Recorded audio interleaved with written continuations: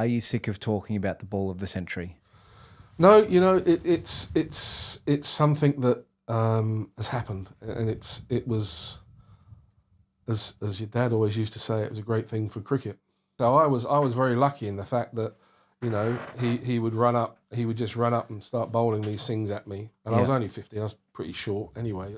I never got taller, sadly. But he was actually good, and of course he would make this thing bounce. I'm almost like whipping it off my head as a young kid. And he'd say, "Gatting, hit the ball down, hit the ball down." Welcome to the Warnes Way podcast, Mike. Thank you so much for joining me. Pleasure, Jackson. This is probably, if I could, to me, this is like a fairy tale podcast. Like it's almost something that seems too good to be true, or it's something that was written in folklore to sort of be able to be face to face and talk to you and have you on this podcast. Because to me, there's not just like so much had happened since, and I'm sure we'll talk about it soon, but the ball of the century and the Gatting ball. And I'm not sure if you know this, but my dad actually proposed to my mum that weekend. And so that happened straight after in that week. And so if that moment had never happened of the Gatting ball, maybe Dad wouldn't have proposed to my mum. Dad might have had the career that he would have had. So I might not be in this position to actually talk to you or even talk about this. So thank you so much for coming on, Mike. Pleasure, absolute pleasure. Yeah, I mean, it is so sad. I still think he's going to, probably a bit like you, he's going to turn up somewhere. And it's so sad. We lost quite a lot. We lost Rod Marsh as well at the same time, which was another huge friend of mine. And just losing two people who were iconic, the very word iconic in Australian cricket, and in fact world cricket.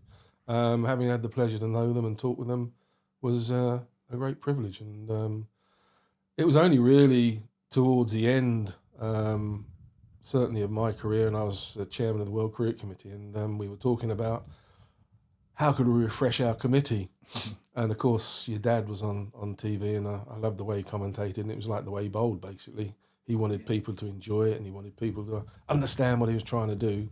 And that's when he used to talk to his mate, Mr. Cullen, and tell him what he's going to do and how he's going to get him out. It was just quite extraordinary, and it was just lovely just to sit down. It was in India, funnily enough. It wasn't even in the UK or in Australia.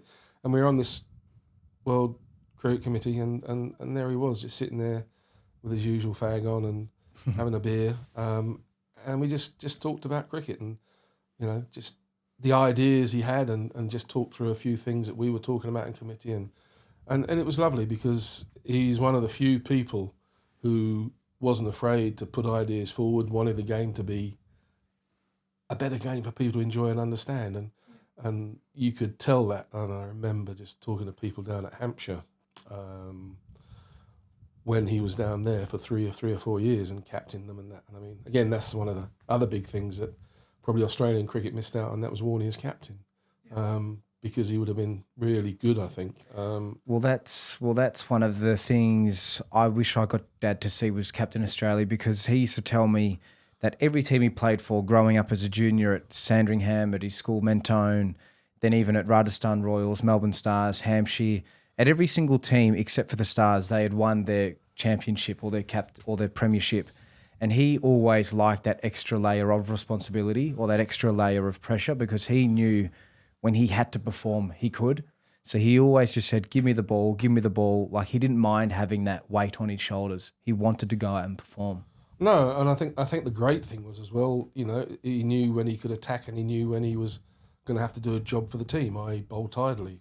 And I mean, I only really played against McGrath and Warne once or twice, and that was certainly in my last series in 94-5. And you got McGrath at the other end bowling what he was bowling, and then you had Warne, and if your dad was bowling and he was bowling over the wicket, and all of a sudden he knew we couldn't afford to get away, so he'd bowl round the wicket, set the field, and say, "We'll take a risk, mate, if you want to."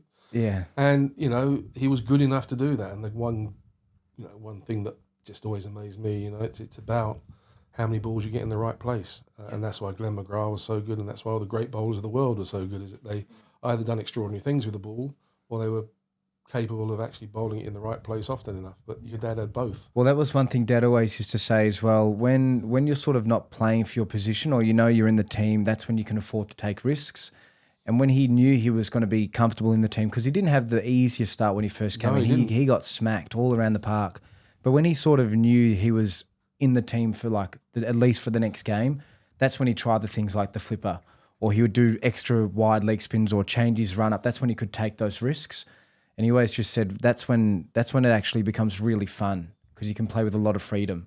You'd be surprised that when you're taking risks and having fun, that's when the magic would happen. And that's right. I mean, that's, that is what it's about. It's about being able to relax a bit and just, there's nothing worse than sort of thinking I've got to do this. I've got to go. And it's, like life or death almost. Not that cricket should be life or death anyway. I don't think your dad would look at it that way, but well, he might have. He was very competitive. I mean, certainly when we played in my early days, if you didn't do well in a couple of test matches, you'd be out and somebody else would be in, and there would be a huge rotation of players throughout the year. And what they've got now, I think, is so much better. Yeah. It does cause a few problems in areas, but it gives the players themselves a huge amount of ability to express themselves. And there's so many different formats now of cricket, with the 100 ball, with Big Bash, IPL, ODI. There's so many different formats and so many different leagues. Do you think that's good for the up and coming new player to have all these different formats? I honestly, well, look, we played county cricket, and we played 3-day cricket and 4-day cricket. We played 60 over cricket. We actually played 65 over cricket. We played 40 over cricket. We played 55 over cricket. We played 50 over cricket. And at one time we were playing sort of 3-day cricket with a 40 match over in between. So we would start a county championship match on a Saturday, and on the Sunday we'd travel to go and play a 40 over match, and then continue the 3-day championship match on Monday and Tuesday. Wow. So there's one day, one match I remember was we were playing at Hove in Brighton on the south coast, and we were playing down there on the Saturday, and on the Sunday, where do we have to go to? Scarborough, the northeast coast of Yorkshire. And that was on a bank holiday. So that was a 6-hour drive in those days. And so, that was just quite amazing that we had to play a match like that in between a championship match. Mm.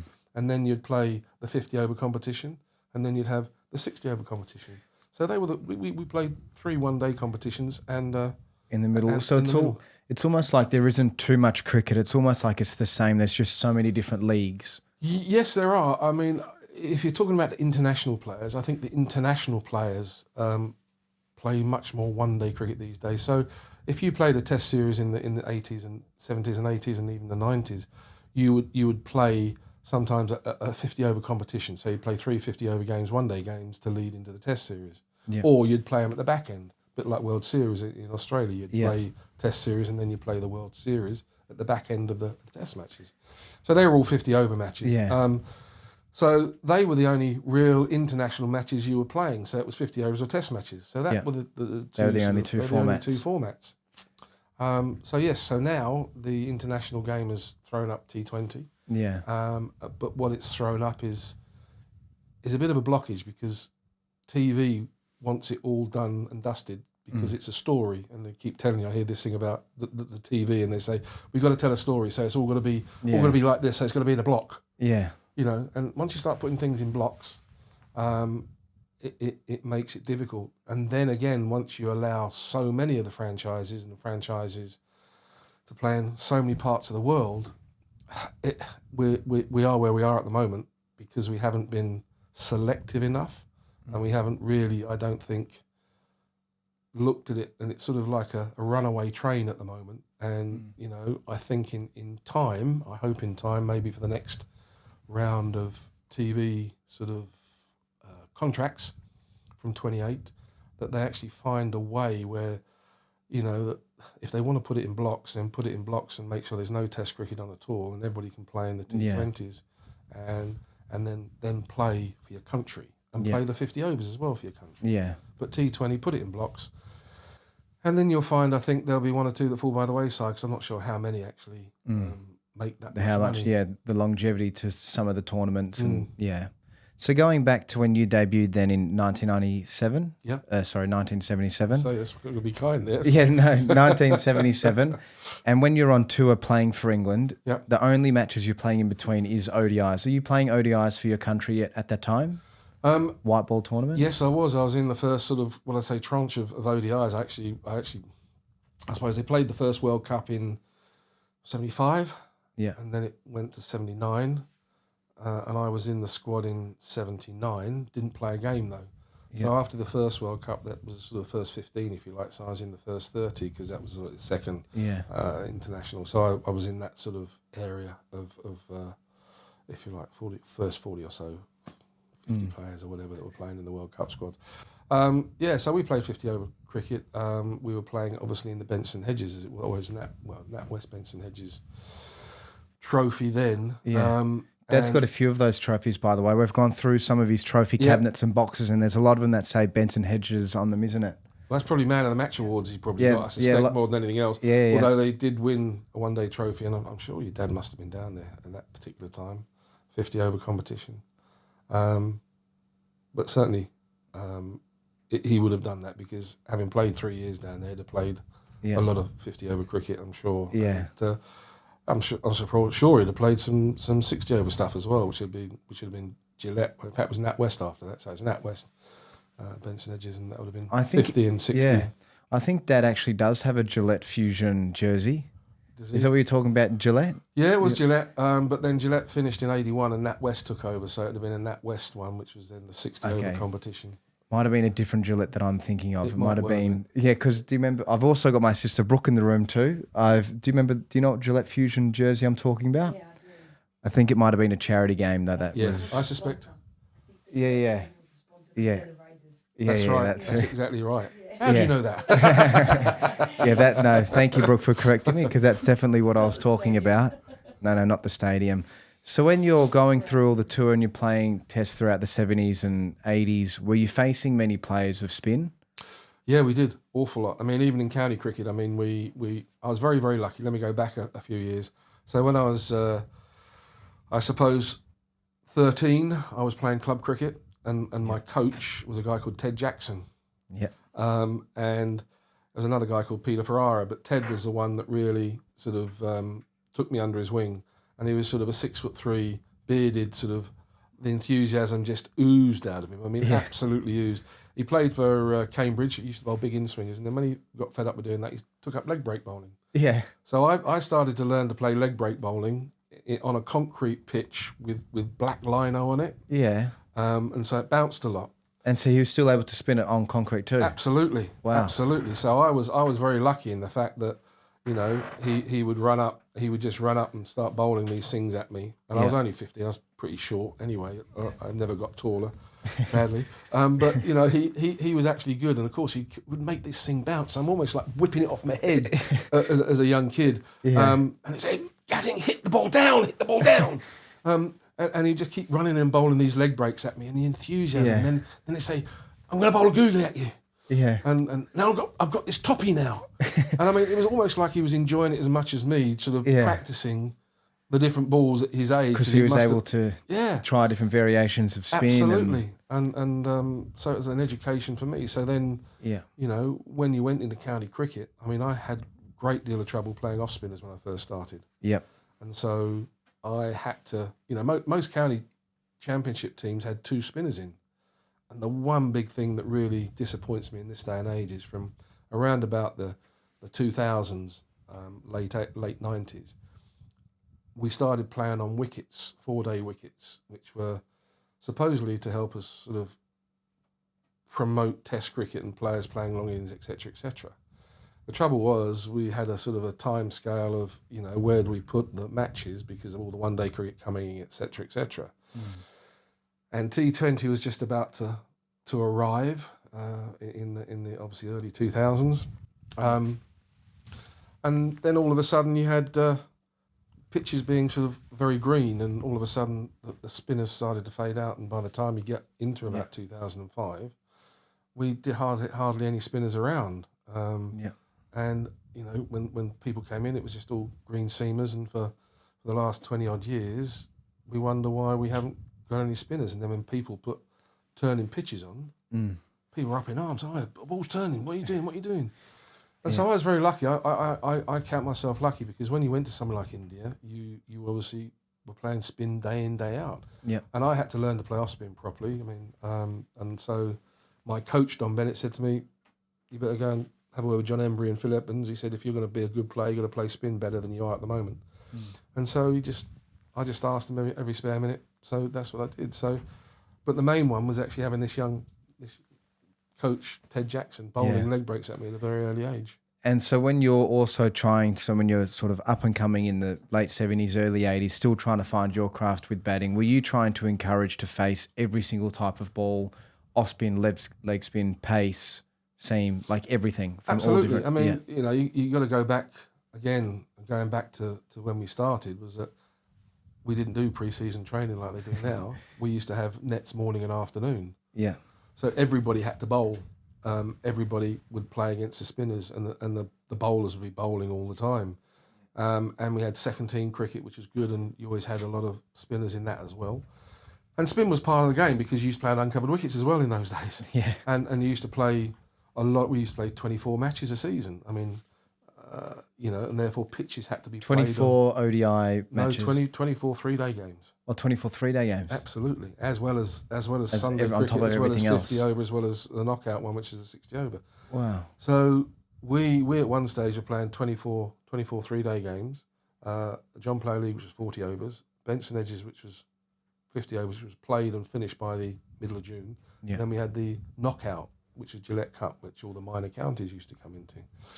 And that finished on the 5th of September. So our practice sessions were always against spinners. So we had all spinners from the second team. So the whole sort of people came in, and if there was a good young player in club cricket, they would come in and bowl us as well. Yeah. So so we faced a lot of spinners throughout all the counties. They all had two, and you know that's people might say now, well, actually spinners are defunct because you look at the way they play them in T20 now. I mean, they got reverse sweeps, they got paddles, scoops. I mean, they play them so differently now. Now there's no inhibitions at all put in. I mean, you know, you could hardly sweep a ball if you were lucky. I mean, I got told in a test match by my lovely chairman of selectors, Peter May, I played a reverse sweep twice in a test match. Both went for 4. Yeah. And he came in and said, Gat, if I see you play that again in a test match, you won't be playing test cricket. Wow. You can't play that. Yeah. And I said, but chairman, Ravi Shastri's bowling left arm over the wicket, a foot outside leg stump with 7 on the leg side. Yeah. You know, I said, where am I supposed to hit it? Yeah. There's only 2 fielders over there. Anyway. So what would your thoughts be then on Sam Constas? Did you watch his innings against? Yeah, I did. Sam, I mean, again, another talent. You see, I will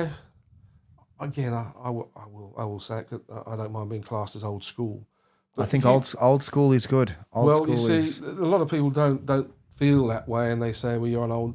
But you know what? If you look at all the best one-day cricketers, they're all test cricketers. They're all the very best test cricketers. They all come in. There's 1 or 2 guys that come in and have a slog now and again and come off and whatever. But generally, day in, day out, you know, whether it be Tendulkar, whether it be Williamson, whether it be Smith, you know, I mean, Maxwell does it, but doesn't do it as regularly as he used to. And, you know, when you're only playing 4 overs, I mean, there's only a certain period of time. I mean, when De Villiers and McCullum and all those guys played, I mean, they had a sort of a lifespan of about 3 to 4 years, if you notice, after they finished Test cricket, which is fantastic because they've done their job for their country and been brilliant, and then it's time to earn some money. Yeah. But the trouble is, I think have a bit of fun too. Absolutely. With a bit less pressure. But because they don't practice like they did in Test matches or play against the bowlers they played in Test matches, and you're only getting sort of maybe sometimes on average maybe 4 overs, if you're lucky to bat up their order, 4 overs every sort of 2 or 3 days, and then if you're a bowler, you're bowling 4 overs, and you're bowling 4 overs of what? You're all over the place, slower ball, cricket ball. There's none of this sort of whatever. So to me, the best players are the best players because they've got a very good defence, they've got a good technique, they're solid, and all they've done is extend their arms in many cases. Yeah. Yes, they've learned to play the scoop like Rooty has, and the reverse sweep, which is fine. Reverse sweep is very learnable. The scoop, I'm never quite sure about. We didn't have helmets when we first started, so it wasn't a good thing risky. to do. But no. So the great thing about that is that it's come into Test cricket. But again, it's those best players that can actually do it well. Yeah. I mean, well, it's something that when I spoke to Aaron Finch about it, and he said this is the first sort of generation of cricketers that when they're up and coming, they're actually playing sort of really short format cricket. So when they're sort of playing at their first professional level, they're either playing in the Big Bash or these 2020 or all these like short over leagues. They're not taught sort of that defense to be in for hours and hours and hours. They're sort of taught to try and get as much runs as quickly as possible. Yeah, that's right. But the trouble is, if you can't defend a good ball, even in a 20 over match, you're going to keep getting out. Exactly. So that to me is always, yes, they're taught to hit it as far as they can, because they've only got maybe 4 overs or 10 balls or 12 balls. And yes, I understand that. But the trouble is, you might get a decent ball, and if you're not technically capable of actually getting an outside edge or steering it down a third man or do something, people disagree sometimes, and you can, because it is one of those things. But it still just stands out a mile that, you know, you're expecting people like Brooke, Root, Livingston, Butler, Smith, Maxwell, you know, Brendan McCullum, De Villiers, all those very great players, even Tendulkar and Dravid, and, you know. They've all got such great defences. Absolutely. And they can defend, and they've got a good game. So what would your advice then be for the sort of up and coming player that doesn't have the chance to play in those, you know, 100 over innings or bat for hours and hours and hours? Would you? Well, so this is where I think 50 over cricket's a great game, and I don't think you should get rid of it. I honestly think 50 over competitions are actually the perfect good games balance of cricket. Yeah, because and there's a story to be told. With T20, you lose 4 wickets, game over. Game over. And you know the result of the game after the first innings, generally speaking. Yeah, and in ODI, I guess you could actually still be in and face 15 to 20 overs if you've got a good defence. Absolutely. So you've got a chance of saving the match. So if your dad came on, say, midway through and they're sort of 110 for 1 or something, your dad can come on, and because he's got 10 overs as opposed to just 4, he could make a huge difference. Definitely. And likewise, if someone like Kohli's coming in and India are sort of 30 for 3 and he's got 40 overs to bat and he does that, a bit like Viv Richards playing in a match against England at Old Trafford, an unbelievable knock. They were 60 for 6. They got 280 and he got 170 of them in a 50 over match. Yeah. And Michael Holding, whilst he was getting 120, got about 10. And it also just adds another layer of strategy. It does. I think when there's a lot more strategy involved, that's when, to the viewer as well, it's actually a lot more exciting. You get more invested. You're waiting for the next wicket. You wonder what's going to happen next. You don't just think, oh, there's only a few balls left. Well, that's it. It actually adds a lot more value to the game as well. Yeah, I think in the T20, because it's such a short game, there's either levels like this or levels like that. Yeah, like there's a big gap between. Yeah, there's a huge gap between elation and somebody slogging it for 6, 20 rows back, or just slogging it straight up in the air. And you've come to see Virat Kohli get some runs at the game, and all of a sudden, it's his third innings where he slogged it. It's not gone well, and he's whacked it up in the air, and he's got naught again. And then of course you're not going to. So you know, even the great players do it because they have to. Yeah. You know, but as I say, there are sort of things that are good about it. It's got a different audience in, hasn't it? I mean, it's got a magnificent audience. You've got young kids in. It's got wives coming for a glass of wine because it's not on for too long, and girlfriends coming along. Just, you know, and there's all sorts of things that you can say has been really good. Music for it. And fireworks sometimes. But it's the age group, I think, is what's been important, and now the women are playing as well. I mean, that's been huge. I mean, the 100 has been huge for the women's game, which has been fantastic. They've got a long way to go still, but you know what they've done from where they were and to where they are now is enormous. Yeah. And it's just a question of, you know, like our game, it's going to take time to progress to the next level again. Yes, and you mentioned Dad before. You spoke to him about that sort of stuff. Was there so did you maintain a relationship with Dad after, like, throughout his whole career? And no, sadly not. I mean, you know, he was always over the world. He's always around. I mean, I felt I could call him if I needed to, and obviously once I sat down with him in the World Cricket Committee, I was hoping that it was gonna, you know, we could do that a bit more. Yeah. But then all of a sudden things sort of happened, and I was coming up to the end of my tenure, 6 years of being chairman of the World Cricket Committee. One or two people wanted to change it, so the World Cricket Committee sadly is no longer. Mark Nicholas came in as chair of MCC and said, no, we want to do something different, which is fine. It's not a problem. But those sort of meetings, I always, you know, when people like Justin Lau, play with Justin at Middlesex, and I've got time for JL, I do keep in touch a bit. Yeah. And, you know, Graham Smith, another one, very interesting part of the world, just to sit down and talk to him off the record and just understand what they're going through in world cricket. And that's what I felt that committee sort of gave. You could actually talk to people, if you like, off the record. And the one great thing about it was that we used to respect each other's sort of thing, and we would ask people, what they think, and, could they help us, and which is the best way to go around it, because they were the people that understood.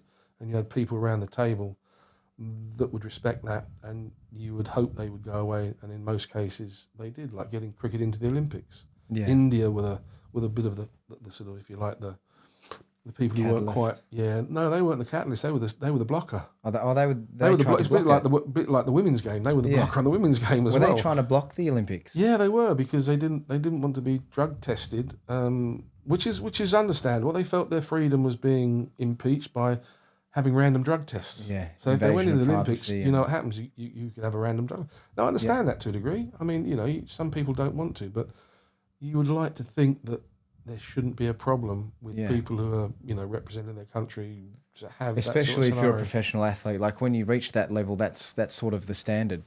Yeah. That's the standard. So, you had people there who, Sarav Ganguly has been fantastic. Sarav was very, very good with us. And as I say, he had a sensible head on his shoulders, etc., etc. I suppose the only thing I sort of worry about at the moment is where it is going. The fact that India have got huge amounts of money now, which England and Australia used to have, and I have no problem with people having the ability now to be the boss of the world, because things change. Yeah. So it's just a question I'd like to think they're going to be respectful of what's been built over the years and what is actually iconic. Yeah. And Test cricket is iconic. And hopefully share it around as well, and not just hold on to it all themselves. Absolutely, because, there were times when India and Pakistan and West Indies and Sri Lanka, when they first started, needed to be bailed out by England and Australia, because that's where the money was in those days. Not a lot, but there was money there. And therefore we helped to make sure, because we knew the family needed to grow. Yeah. And the more people playing Test cricket, obviously the more people that will be able to watch it. So do you think right now, with Australia, India and England sort of being the top three, countries like Sri Lanka and West Indies, they've got a chance to sort of come back to being at that top level? They're going to need some help, sadly, in the West Indies. I've been over to the West Indies. I talk a lot to Desmond Haynes, because Desi played with Middlesex for a long time. That was fantastic having him. You had people like Roland Butchers who played with me a long time at Middlesex. He's Bayesian. You had Norman Cowans, Jamaica, he was there as well. And you had two guys from St Vincent, Neil Williams and Will Slack. So we had a lot of input from the Caribbean and what people's thinking were, etc. And I go back, I like going back to West Indies, go to Barbados and talk to people there. I talk to Clive Lloyd occasionally. But, the nice thing was we always had somebody on the committee at the World Cricket Committee, so I always knew what was going on and what people needed. Yeah. Sadly, it is about where money goes, isn't it? We all know about how money gets sort of waylaid in certain areas, and that is probably one reason maybe why India are worried about where the money goes. I don't know, but certainly there is a way, because we've done it before with Zimbabwe, when they weren't paying players, etc. We just made sure the money went to the people concerned. And I think also, time is coming close by where we do need to sort of, you cannot not have South Africa in Test cricket, or West Indies, really. West Indies is difficult because there's so many islands. South Africa, not near as much so. Yeah. And even Sri Lanka, not near as much so. But, the trouble is you've got to make sure the money's going to the right place and the right places. And that's one of our, because there's so much of it now. And there's not many players, I guess, from those countries as well, playing in the top teams of IPL and all the other league tournaments. No, you see, sadly, because obviously they can't pay as well in the West Indies. They all go and play T20. So all you'll see is the odd guy who's coming in, play T20. Yeah. But, you and I even watch the game. I don't really know who's playing T20 for the West Indies these days in any of these things. I know the Indians. I know the Test players that are playing them, and I know some of the others. But but to me that says it all. That there's nobody of any note in the West Indies or even Sri Lanka that you know, that if they are, they're the older guys as opposed to the younger guys. And I don't think the young guys have, you know, they all go in there, try and belt the ball out of the ground because they know their easiest way in, because there are so many T20 competitions. Is to try and hit to try and hit the six and be there as a big hitter, which is not really what you want. No. And the fact of the matter is, at some stage, I can only suspect that at some stage you're going to get someone like America. Well, America already in, then someone like Saudi might well come in, and you have a situation of another two big countries, especially if Saudi come in. You've already got it in Dubai and UAE and Abu Dhabi. You know, I think they're doing a league in America as well now. I don't think it's as big as the IPL, but there's a league. Not yet, but it will be, because I think baseball's over there is, the Americans won't like to admit it, but I think it's becoming boring. Is it? Okay. Seriously, I mean, I do. I mean, that's what we were told about cricket, you know. Well, when I talk to people over there, and they say, actually, they're going to have to speed it up. It's so slow. Really? So do you know the origin, like the origin? I'd love to get your thoughts on this. This is from what, and Brooke will be able to agree with me, this is how Dad explained to me how cricket started. I can't remember the year, but a long, long time ago, cricket was first played in America. And it was with the Australians and the Americans and the English and everybody. They were all playing this game called cricket. And then the Australians took it back to Australia and sort of made it their national sport. But then the Americans didn't like that Australia copied or took cricket to our country. So they tried to make their own version and called it baseball. That's why the pitch is the same of 20 metres. That's why they've both got batsmen. They've both got bowlers. So sort of, I think the dimensions of it, the triangle, there's some sort of stat that is very similar to the cricket pitch as well. They've obviously got runs, all that sort of stuff, innings.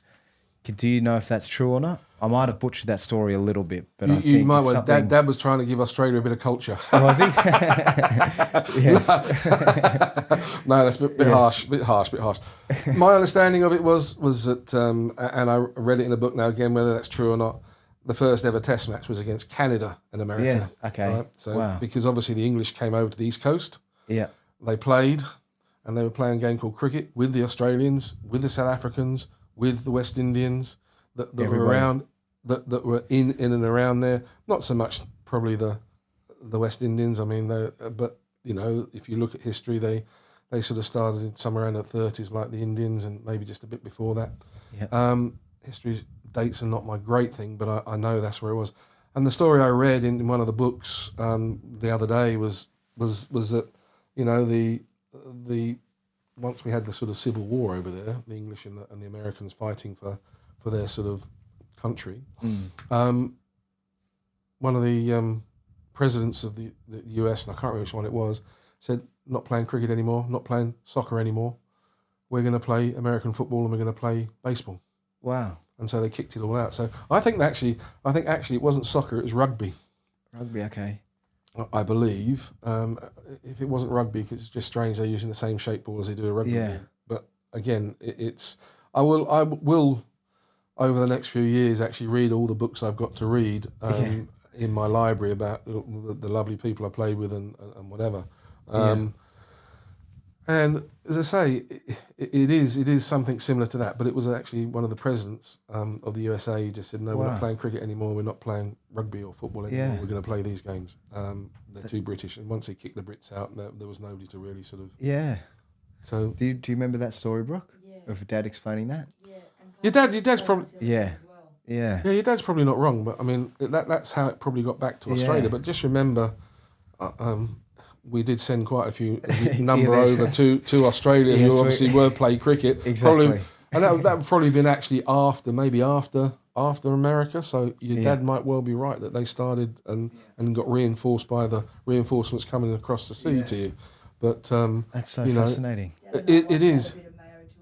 He did add some mayonnaise to his stories. Indeed, and quite right too. But I say, that's one thing I will now go back and I will have a look at, because I've got time these days, and just sort of have a little read through some of them and find out exactly the story. But you know, people like John Major loves his cricket, and he would be able to tell you who it was. Wow. Exactly. The actor John Major? No, the Prime Minister John Major. Okay, I might be thinking of a different...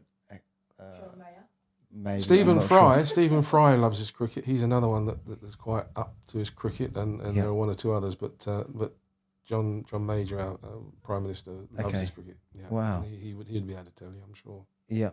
Well, I must ask a question. First one, are you sick of talking about the ball of the century? No, you know, it's something that has happened, and it was, as your dad always used to say, it was a great thing for cricket, and having somebody like that who, and people say, well, aren't you fed up? I said, well, are you a bit upset that you got that ball? I said, I'd have been really upset if the beach bum had actually only got 40 or 50 test wickets and then retired and he'd bowled me that ball, I'd have been really upset. Yeah. I said, but the fact possibly launched his career to attaining 708 test wickets and many, many more first class. And to be, certainly I wrote him a letter. I don't know if you've got that or whether but I wrote him a letter because we were talking about who was the best, etc. Yeah. And I just wanted to say that, you know, I just felt that it was just great playing against him and how much respect we had from him. And, you know, I would say sadly, it's not sadly at all. You had another great bowler in Mullalitharan there. But, you know, Warne started obviously after Murali. Yeah. And, you know, he got 708. And I think most people will say to you that if there were two people I wanted in my side ever, they would be Malcolm Marsh and Shane Warne. Wow. They'd be the first two ever. That's really cool. Yeah, so when you say, no, I don't. And I always have a little bit of solace because Heels, who was behind the stumps at the time, said, you're one of the few players that would try and play that. He said most of them would just try to kick it away. And perhaps that's what I should have done. But I'm not sure what would have happened if I did try and kick it away because, you know, it was one of those that was just pitched perfectly and it turned and it just clipped the top of the off stump. And, you know, it was one of those balls. You don't get many in your career that you say, actually, that ball got me out. Because, you know, as batsmen, you could say 80% of the time you get yourself. Some people might say even more than that. And then you rely on people dropping catches as well sometimes. And then sometimes umpires give you a benefit of the doubt. And so there's all those sort of things. But there are very few balls where you say, I think I played that as well as I could and I still didn't hit it. So, you know, and there are a lot you missed, to be fair, as well. Well, it was definitely a sliding doors moment because it changed probably the trajectory of his whole career after that. He was still obviously and the Australians up and coming, and the Australians, because I think after that they only lost one Ashes, I'm pretty sure, in his whole career, and that was the 05 Ashes. Yes, from that 92-93 series. Indeed. They only lost that one Ashes. And he's probably sick of seeing him dropping the catch of Peterson at first slip. Yeah. So he'd probably have the same problem I have, I suspect. Cause maybe. I doubt it, though, because your dad wouldn't get worried about that. He'd done all he'd done by then. Yeah, well, there was one thing when he did retire, he wished, well, not that he'd wished, when he retired, he thought that was it, that he was going to stop, but then he actually ended up playing Rajasthan Royals for 3-4 years, and then he played Melbourne Stars, and then sort of as he got into his like mid to late 40s, I asked him, do you wish you sort of kept playing? And he sort of looked back, he's like, oh, well, I could have maybe played for 1 or 2 more years, but you know, what was the point? You know, you guys were getting older. I'd achieved everything I could have possibly achieved and more. I've had a great career. I'm very happy with my records and my stats and all that sort of stuff. So he was really happy when he retired. Yeah. And he always said, when you retire, you always want them saying, why are you retiring instead of when are you retiring? Like he's very, very strong on that. Yeah. But no, it's been, I think Dad, and you'd be able to talk about it too, like that whole ball, how much Dad spoke about it, the ball of the century. Yeah, I think it was also cool that he had proposed to my mum too. That weekend, that Saturday after the Thursday. Yeah. He must have known. He had his crystal ball out. Yeah, he proposed that weekend, didn't he? Yeah, and then Brooke, you were born 4 years after that, in 1997. They got engaged at 23, married at 25, and had me at 27. Yeah. It's gone so quick though. Yeah, sadly it does. I mean, you know, I'm sitting down here now and I was only thinking it was February, not so long ago. Now we're coming up to September. And it does. It's a bit like when you're younger. It never goes fast enough because you want to grow up. Yeah, in the middle, you're sort of enjoying it a bit, and then when you get to the end, you think, "Christ, where's that gone to?"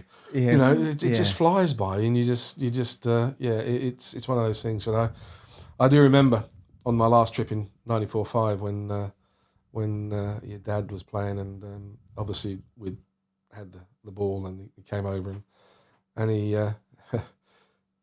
came up to me. I think it's one of John Buchanan's little tricks. He kept coming, g'day, Mr. Gatting. How you going, mate? You know?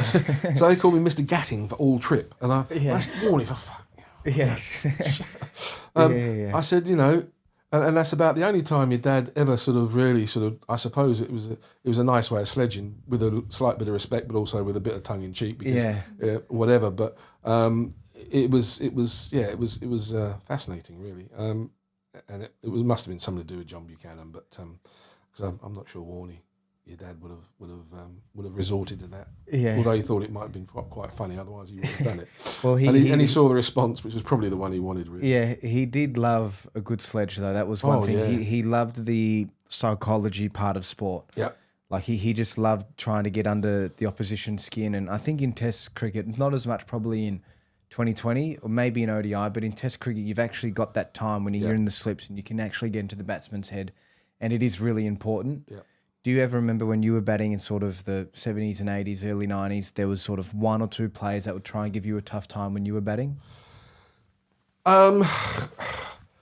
Not really. I mean, I don't think I was ever that dangerous. But the trouble is, the dangerous players, you don't sledge. I mean, you don't sledge with Richards, for example. Because they'll just play better. You don't. I mean, there's a lovely story. You know, when Merv was bowling in the '93 series at Old Trafford in that particular match, and we were trying to save the match, and I think it must have been either Craig McDermott or Henry Lawson. It wouldn't have been Henry. It was either Craig or one of the guys had broken down.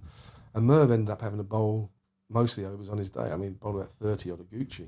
Wow. And, Merv he was chanting all day long. And so when he came out at the press conference, they said, mate, he said, that was a great effort out there.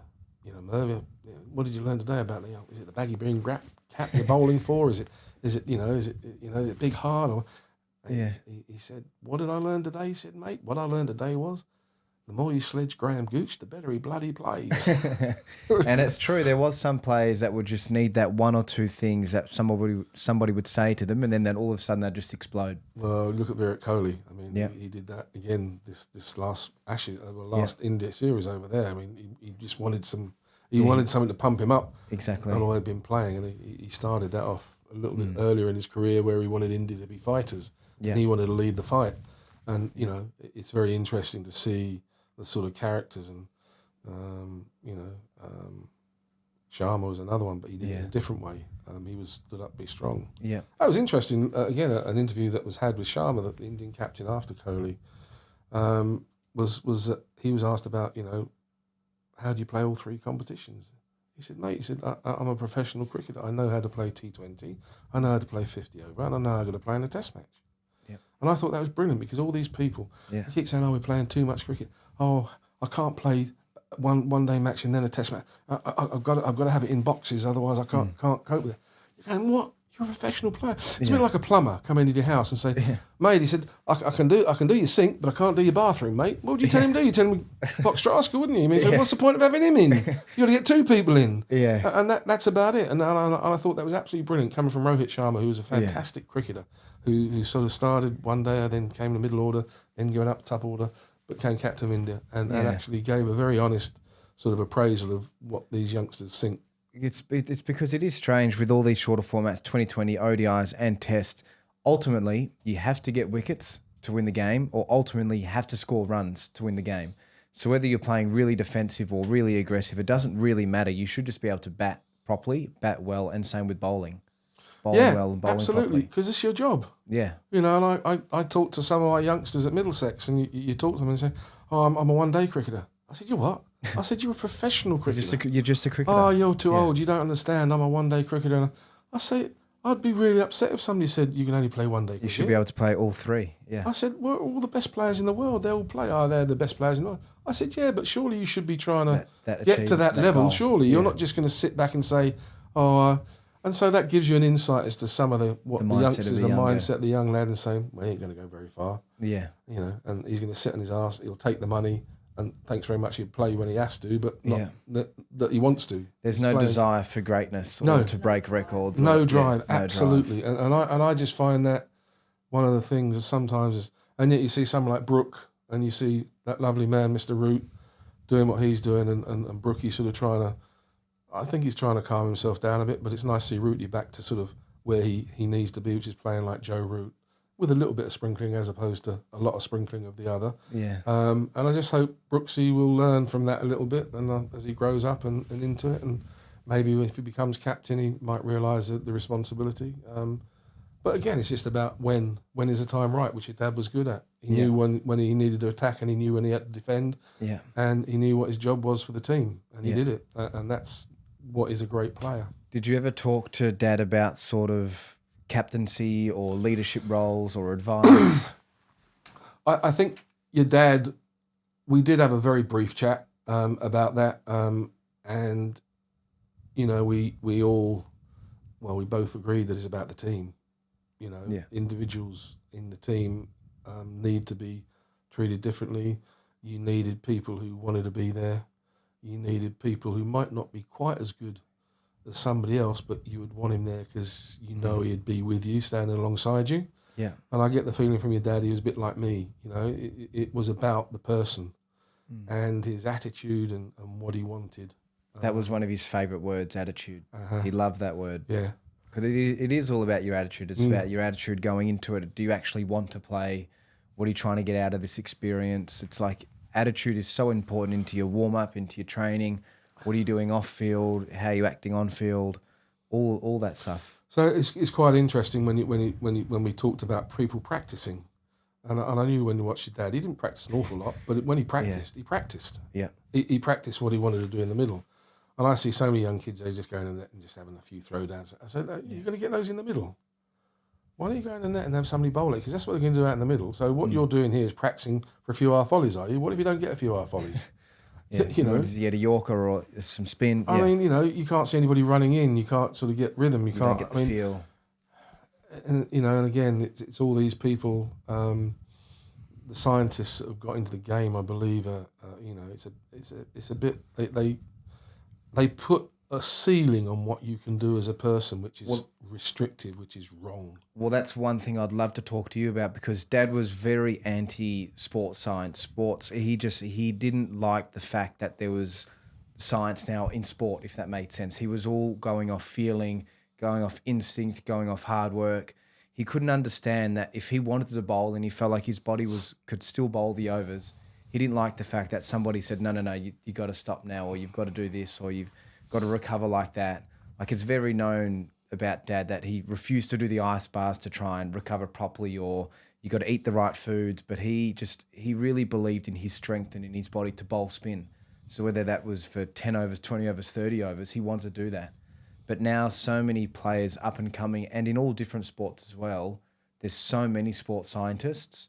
Do you think that's the case now? Well, there's certainly loads everywhere, you're right. I mean, and they seem to have got a network set up. And I keep asking the questions of people, and I don't seem to get what I'd say a sensible reply, because if you set a ceiling for somebody and somebody wants to get better, how do they do that? If you've set the ceiling for them and you want to get better, you want to get stronger, how do you? Because like any sport, I mean, there's no other sport. I don't think that the less you practice, the better you get at it. And if you want to bowl, to me, you know, it's about skill and it's about strength, and batting's the same. So you do So I played a lot of squash. With Gucci. Gucci used to run. He used to love running. I was never good. If there was a ball in front of me, a bit like your dad, if there was a ball in front of me, I'll run after the ball, but I wouldn't be running on the roads, right?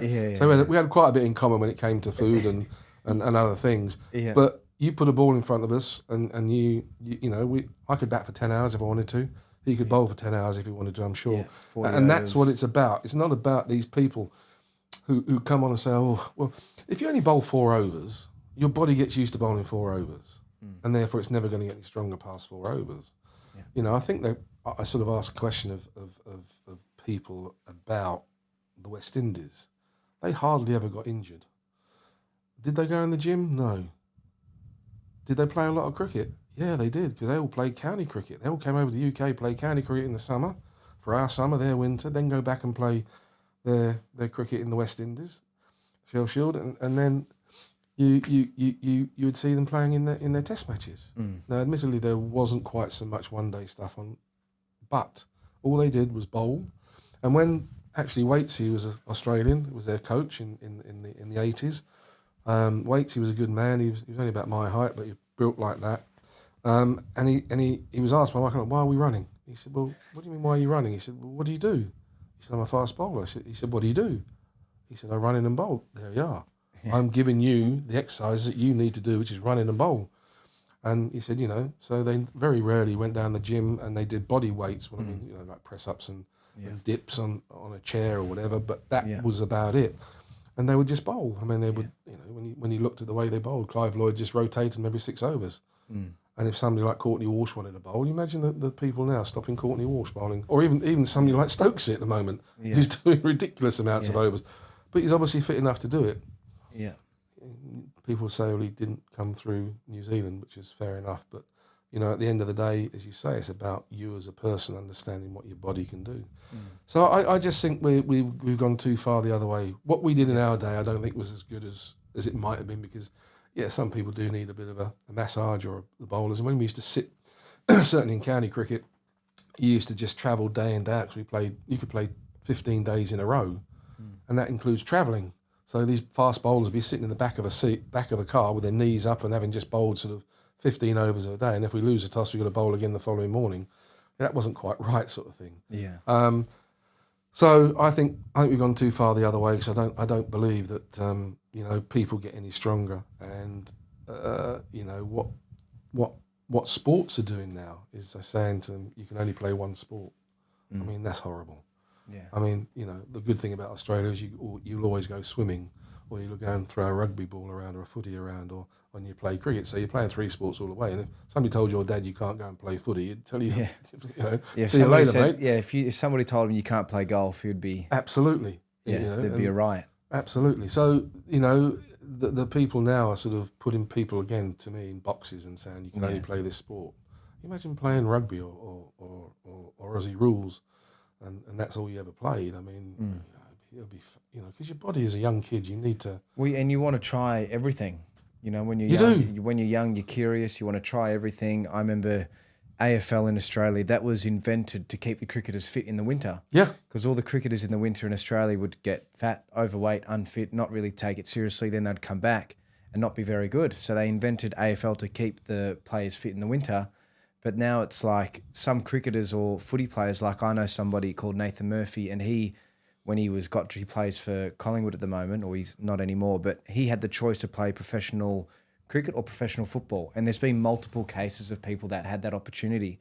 But if you were told that person at 8 or 9 years old, you can only do this or you can only do that, to that kid, he's probably not at the time thinking anything of it, but you're stopping him from living an incredible life or finding out what his true passion is or what his dream is.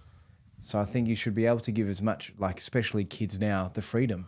Yeah, sadly, over here we used to have the same thing, because we had a bloke called Dennis Compton who used to play for Middlesex, and he used to play for the Arsenal as well. Yeah. My brother played for the Arsenal and Brighton and Charlton, but he could have played cricket as well. I was at Watford playing football, but that's what we used to do in the winter, exactly that. We used to go and play football, professional football, semi-amateur football or whatever, and play. And you had a choice, and I used to swim a lot as well. But that's because that's what we loved doing, and that's what you did. And so it very rarely happens now, but certainly in the 70s, we had a lot of guys who played certainly professional football and cricket. But then the season of football got so long that it just went into the cricket season, so they couldn't do that anymore. So you don't often see that. So as I say, the sporting world and the way things are moving at the moment, I think we're going down a dangerous path a little bit, but they'll tell you they're not, because, but then when you look at who stays fit, who doesn't, they never seem to last very long these days. Yeah, it's a very good point. One thing I'd love to just quickly go back to with the ball of the century and the Gatting ball, did you know anything about Dad before this test match or this test series coming up? Because I know Australia was sort of holding him back a little bit in terms of what sort of bowls to bowl and how much he was spinning it in all of the county games sort of leading up to it in the practice games. He was holding back a lot. Yeah, we understood that, you know, when he played down at Worcester and Hickey smashed him around for whatever, he was only allowed to bowl leg breaks. And, you know, AB just wanted him just to get some balls under his belt, but he said, look, don't worry about this, you're playing in a test match. Let's just, you know, and you know, Hickey's not a bad player, and if you're only bowling one ball at him, it doesn't get him much to think about, and he's bloody good. And so he got some, but I mean, you just looked at obviously a little bit of his history, didn't see a lot because there wasn't a great deal of video in those days. Although it was '93, there was a bit around because obviously he played in Sri Lanka, he got quite a bit of a pounding, I think. West Indies, I think he had a little couple of he didn't play sort of much. He played the odd match here or there, which sometimes is very difficult. And I should imagine, especially for a spinner, in the fact that you need to get into some rhythm, etc., and a little bit of confidence as well, because you know you're only bowling that slow, and you get wet back over your head a few times or walloped, and you know you have to have a really strong mindset as a spinner. I think more than anything else. I mean, it really is one of those things you really want to throw the ball, I'm sure, at somebody having sort of bowled a good ball and getting slogged out the ground. It can't be very nice. So no, we understood that he spun it quite a long way. I'd sort of, because of my connection in Australia, you know, they said, look, his googly is reasonably easy to see. He said, but he does bowl a bloody good flipper, and he's got his toppy. He said, but you know, he does try and spin it a lot. So that's really all the sort of scenario we had. So you didn't see him bowl. So when he ran up and bowled the first one to me, that's the first time I'd seen it. Yeah. And I know AB had sort of said to me, he said, just make sure you bowl it fairly straight and full, mate. He said, he's a good cutter and puller, so just make sure you get it up there. And I think your dad just said, well, all I try to do is run up and spin it as much as I could. I got one over, I've got 6 balls, nothing's going to really happen. The batter's not really going to try and get after me. So it's one of those relax and try and enjoy it over, that you mentioned earlier. Taking a risk. And so therefore he tried to run up and spin it as hard as he could. I mean, and the fact that he did, and I knew it was a leg break. I mean, that was obvious. So it was a lovely sunny day, you could see it, but then it started to drift in, so you knew it was in a leg break. Yeah. And you know, the question was, it actually swung quite a bit because there were so many revs on it, and it swung quite a bit and quite late as it came down. So I was, from sort of defending it from about middle and leg to the slip area, because there was nobody else around really, to sort of think, shit, it could bowl me around my legs, this. Because it obviously pitched outside leg, so I was worried about it slipping down. You're thinking that as you're seeing the ball go as I'm seeing the ball coming down, I'm sort of defending, oh shit, it's swinging. and so I've just tried to open out a bit, and this is where Heel said, you were one of the few people that would just try to play it. Yeah. You know, you opened out nicely and you just tried to let the ball spin as if it was going to spin. Yeah. And I did. And I'd sort of covered the leg stump basically with my pad. Yeah. And I'd sort of got the bat there. And then you got my body as well, which is reasonably wide. And it's gone past everything. Yeah. And so it spun almost, I suppose, 4 stumps worth. Yeah. And because it was on a length that missed everything, I mean, it was couldn't have pitched anywhere else, otherwise it had probably bounced over. Yeah. If it had pitched further up, I probably would have got something on it. And so it just pitched in the absolute 100% place it needed to pitch. Yeah. Heels was going down the leg side. As I said, I actually thought initially when Heels asked me to leave, he said, "You're out, mate, you know, see you later," sort of thing. And I looked round and I saw a bail on the floor, because I didn't hear it hit, because you didn't hear the death rattle because it wasn't hitting the stump hard. But it just flipped the off bail off, and there's one on the floor. And I honestly thought initially that, you know, because I looked around to see if my foot was in. It was. Yeah, you thought maybe. And I know I'd missed it, and I knew it hadn't hit my pad. So I was thinking, you know, how else can I be out? And of course, there was a bail on the floor, and I said I didn't even think anything of it. And I really did think Hills, in his haste to get back down from the leg side to the offside, he nudged one of the stumps. But there we are. Do you ever remember hearing the through the air? Oh yeah, it fizzed out. Oh, absolutely, wow. So absolutely. This is what I said to everybody when I said it came out and you could hear it fizz through the air, and the fizz came out. Then all of a sudden it's got down. All of a sudden it sort of ducked in, and then it just sort of hit the pitch, and it was sort of a second morning, as I say, we had overnight rain, and your dad had been out with Merv the night before anyway, because it poured down with rain that afternoon. And sounds about right. And it got really damp, and we got down to the ground, the sun was out, but it absolutely chucked it down like it does in Manchester. And we didn't think we were going to start. So I sort of wound up to Dickie. He said, early lunch, Dickie. He said, no, we're starting. I said, when are we starting? He said, we're starting. On time, sun's out, crowd's in, we're going to play. Yeah. Anyway, Gucci decided to bowl a spinner first up because it was a bit tacky, and it turned. We bowled out the last 5, and we got in. So the Aussies had a heavy roller on it. We then had a heavy roll on it, and at sort of, I think it was about 1:45. Athers and Gucci were 70 for none or something, 70 odd for none. Yeah. And then Merv somehow got Athers out, and I'm walking down the steps at 10-1. So I see out Merv's rest of his over. Gucci sees out the rest of the other over, and then AB, Captain Manuel, come out. Yeah. Spinner bowls last over for lunch. Warnie, can't have a bowl, So was it mate. the last over before lunch? It was as well? indeed, yeah. Oh. That's why I say it was a free over for your dad. Yeah. I mean, because I wasn't going to really, because Gucci had come. You He must just have wanna heard not Gucci came. He said, make sure we're here at lunchtime, mate. Yeah, you just don't want to get out. You don't want to get out. So you're really looking just to defend it and just have a look, because I'd never seen him. So it's great for me too. Yeah. So I've got an over for Get a lunch bit where of I can have a insight. little look. He's not going to be too, this is only his first over, so he's not going to be, that spot on straight away. He might have a nervous loosener or something. Yeah. And the nervous loosener came out like that. Yeah. Which is a bit disappointing from my point of view. Did you that's ever... Sorry, you go. No. Did you ever catch up with Dad after that match or that game? Well, of course, we And played talk to in the him? following series. So, your dad signed a hat for me. Yeah. And put some words on it, etc. So that was great for me. So when we saw him, Was so there we a played in thank you on that '93. hat? Was there a thank you on that hat? I feel like you would have said thank you for Almost. something. Almost. A thank you. Yeah, you're. Well, it was. I'm as I say, I've kept it and I've got it somewhere. But as I say, it is one of those sort of scenarios. Is that we had to tour there next year. So when '93 came around, we then went out because there was something happened, and we were going out in '94. So it wasn't 2 years like before. So we got to the end of the '93 season. Then he played '94, and we got out there in November, or October actually, because we had to play all the states. So we went out there in October, and it was a bit of a interesting trip because Michael Atherton was made captain. Myself and Gucci we had a good season, and so, but Michael didn't want both of us to go. Myself and Gucci. He wanted Gucci to go and not me. Yeah.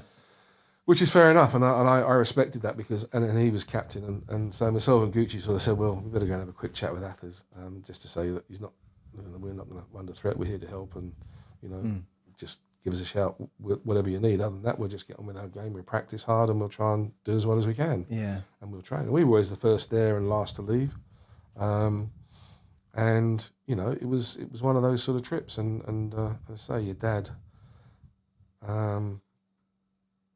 Sort of gave me the hat sort of early on in the trip, and I managed to get 100 at Adelaide, which was nice. Nice. Before I retired in with Gucci, along with Gucci in the Perth Test match. Yeah. So I managed to get 100 at Adelaide, my favourite little place. Is that your favourite Adelaide? Yeah. Yeah, well, it isn't because I nearly got to play for New South Wales actually. Yeah. Which I'd love to have done at Sydney, but I obviously played at Sydney. Sydney's a lovely, lovely ground. MCG is just iconic, but it's just too big. When it is just too big. I mean, the noise is fantastic. The crowd are fantastic. They're very knowledgeable. But it's almost like Toy Town, because when you see the people, I mean, they're like this. Tiny. And we're like that when you look at them at the back. And I'm thinking, when I sit at Lords, I mean, we're sport at Lords, because you feel like you're out. You feel like you're in the outfield. Yeah. And you can see people, and you can Great see atmosphere. faces or whatever. Yeah. But when you're at the MCG, jeepers, it's. The scales. The scale is just enormous. The noise is unbelievable. The atmosphere is unbelievable. The ground is unbelievable. But I just like a lovely. That's why I liked. When I say Adelaide before it got all the stuff built on it. But I understand now why it's got it built there, and I think they've done the right thing, because the footy team were down on the coast, and poor old people in Adelaide town itself. They missed out on all the restaurants and the beers and the bars and whatever. Yeah. And yet the cricket had it, and the town had it, and they only had it for a test match or the tennis even. But, to have it all in one place now, with the tennis just down the road or next door to it, and then the footy as well, all on the same ground. Yeah. I mean, the businesses in Adelaide itself must be jumping up and down with delight. No, a lot of people have said it's probably the best venue to watch sport in Australia at the moment. Yeah. just because of how well all of the renos are. You can still feel like you're in the, like it's not too big that you still feel like you're in the oval. You can see all the churches in the background as well. Even if you're at the very highest seat of the whole stadium, you still don't feel like you're in the nosebleeds like you do at the MCG. Yeah. But before we wrap up, Mike, what do you reckon of this year's Ashes? I think Are you excited? Or do I you am think it'll excited. be- Yeah, I mean, I really am. I mean, I've got to go and get this op done on my leg, but I mean, I'm hoping I'm going to be fit and ready to go. And I've got 5 test matches with a little touring company called Spectate. Yeah. We'll only have about 30 or 40 most of the trip going around, which will be lovely. It's interesting that we got the first match at Perth. This time it's normally at Brisbane, but Brisbane's going to be a day-night match, which is going to be very, very interesting. Yeah. Because it swings enough down in Adelaide, let alone day-night in Brisbane. I mean, it's going to go round corners. Especially if it gets humid up there, especially that time of year. So that's going to be a very interesting test match. And then you come down to Adelaide for the third, and then obviously Melbourne, Sydney. The sort of disturbing thing for me and my liver is that there's 10 days in between the first and second test match, and then 9 days in between the second and third test matches. And all we've got booked into the Margaret River wineries, Adelaide, Byron Bay, and a few boat trips with drinking. So, yes, I'm not sure why I said yes to do all 5, but I wanted to do Sydney. We have friends there, I play cricket there. And I think it's going to be a fabulous series. I think whereas Australia some of the young guys seem to have been breaking down just recently, we seem to have found a guy called Johnny Baker, who's playing county cricket and is a bit like a young Brett Lee. Oh yeah. And he's causing quite a stir. And we seem to have some, if Joffrey Archer stays fit, you've got Josh Tongue, who I think will go, Gus Atkinson, Cars. A little bit worried about spin because I mean Lyonsy always for the Aussies is a huge bowler for you, and when you lost him in the Ashes series and we drew 2-2, it was noticeable how you missed him because there was nobody else to replace him. We've got a young lad, obviously, as you know, Bashir. It's a question of who the other one's going to be. So that would be quite interesting. So I think everything's sort of in place. It's just a question of who they select. The batting just sort of speaks for itself. They're not going to change Crawley, and in fact, Crawley might find it quite good. But as I say, pink ball in Brisbane really worries me. Whoever bowls well, and I think your bowlers might bowl better than us. But we do have a bloke in Tongue who does swing it quite, and Stokes is bowling really well at the moment. So if it does swing, those two will swing it. And so will Gus Atkinson. So, again, it'll be interesting to see. And I think your problems are obviously in your batting. And so, as it was last time we toured there, it was Australia's bowlers against England's batters, and whether the likes of Head and Carey and Smith can sort of hold it together with whoever else might be there, Khawaja or... Yeah. So it's going to be fascinating because Labuschagne seems to be away with the fairies at the moment, which is unusual for a man who's quite robotic at one stage. Yeah, well, I remember 2-3 years ago, they were probably saying he was literally on par, if not higher than Steve Smith when it was all going down. Yeah, in terms of rankings and runs, averages. So I think, but as always, whoever Australia pick, there will be fighters and there'll be battlers, and it's never easy. So whichever 11 goes on the park. I think with our lot, I think we might have learned a bit of a lesson with India and stuff, and I'd like to think because we did have, as we did against the Aussies last time, we had opportunities at Lords where we played horribly for a session. We did exactly the same thing this year against India when we were winning the match, and we should have won the match as opposed to lose a match. And likewise, with Australia, we drew it when we should have won it. So I'm hoping they will have sat down and talked about it. And I think we have the talent. I know your guys are good, but they're not getting any younger. And I think we've only got one 20-year-old now in our team. Maybe I'm pretty sure we have one 20-year-old. Everyone's 30 plus, 31 plus. But people like Boland is a decent bowler, isn't it? We love Scotty Boland, So, and you've got one or two others that are just. I mean, I don't know what Green's going to do, but batting at number 3 is quite interesting. But being a bowler in the other all rounder, I've forgotten the Webster. Is it Webster? Webster. So you've got guys in there that are sort of bits and pieces players. It's a question of whether those bits and pieces can stick with the guys you've already got in there. So I think it's going to be fascinating. I really do. And as I say, I'm really looking forward to it. With Melbourne, when was the last time you came to Melbourne? Last time I was in Melbourne was probably when I was president of MCC, which was around about 2014. Although, actually, did I go out there for the next one in 17? So if you've been there since 14 or 17, does that mean you've seen Dad's statue? I haven't seen Dad's statue, no. Okay, so but I'll certainly recognise it when I see it, I'm sure. No, well, when you come to Melbourne, I'd love to show you, and I'd love to show you the Shane Warne stand as well. I think it'd be pretty special, and I'm sure... Is that the southern stand? That's now, yeah, It's where the southern stand with was. 60,000 in it. Yeah. My God. So they've now... That's a long walk round. Yeah, Bay 13. So now they've got that as the Shane Warne Are stand. they really? Brilliant. Yeah, so the MCG, I'm sure Brooke would agree, it feels like home. You know, we've got Dad's statue at the front, the stand. Downstairs there's a mini museum, Yeah, I'm sure which it's got his hologram and everything. So, no, it feels very special. So thank you so much for coming on, Mike. Sorry Pleasure. if this took up too much of your time. Good luck. Yes, good luck with your surgery. Thank you. And yeah, hopefully see you in Dad's old office in Melbourne at the MCG soon. Well, you know I'd be disappointed if you don't get in touch, so please do. No, thank you, Mike.